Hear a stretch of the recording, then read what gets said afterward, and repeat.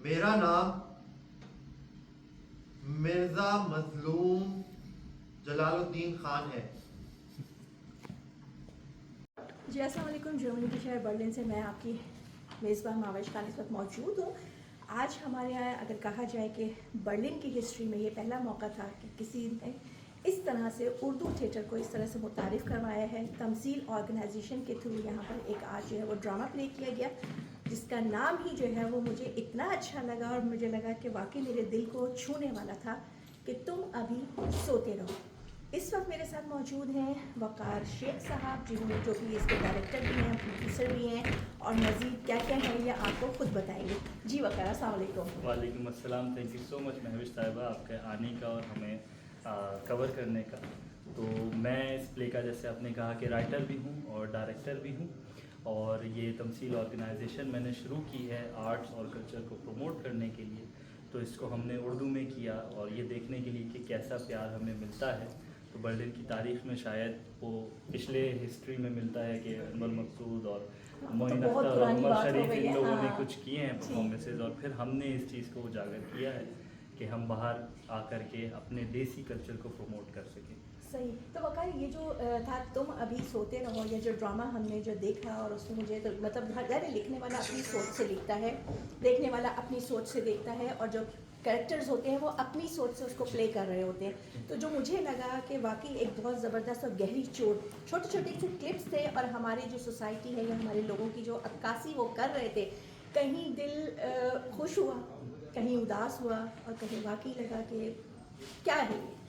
तो आपने किस सोच से, क्या अगर मैंने समझा इसको तो क्या सही समझा? नहीं, बिल्कुल आपने बिल्कुल ठीक समझा है। तो इसके पीछे सोच यही थी, तुम अभी सोते रहो, कि हम खुली आंखों से सो रहे हैं, ठीक है।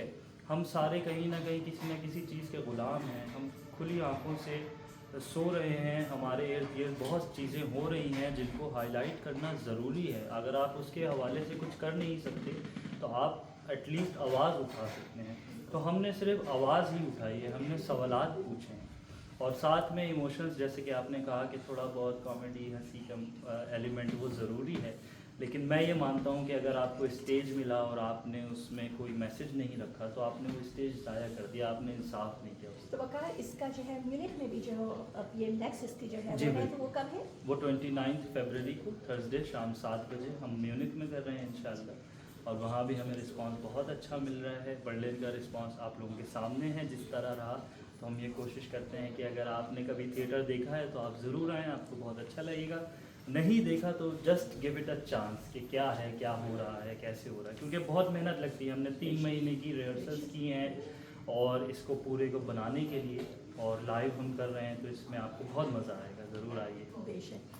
जैसे कि वकार ने बताया, ज़ाहिर हम अपनी सोच से सोचते हैं, वो अपनी सोच से सोचते हैं, लेकिन बहरहाल हमें मुझे लगा कि जो मैंने सोचा वो सही था, अल्हम्दुलिल्लाह। तो देखिए, थिएटर जो है ना, उसका मकसद ये होता है कि हम अपनी खुशियों को, गमियों को अच्छे से उजागर कर सकें। ये एक बहुत जो है ना बेहतरीन आर्ट है।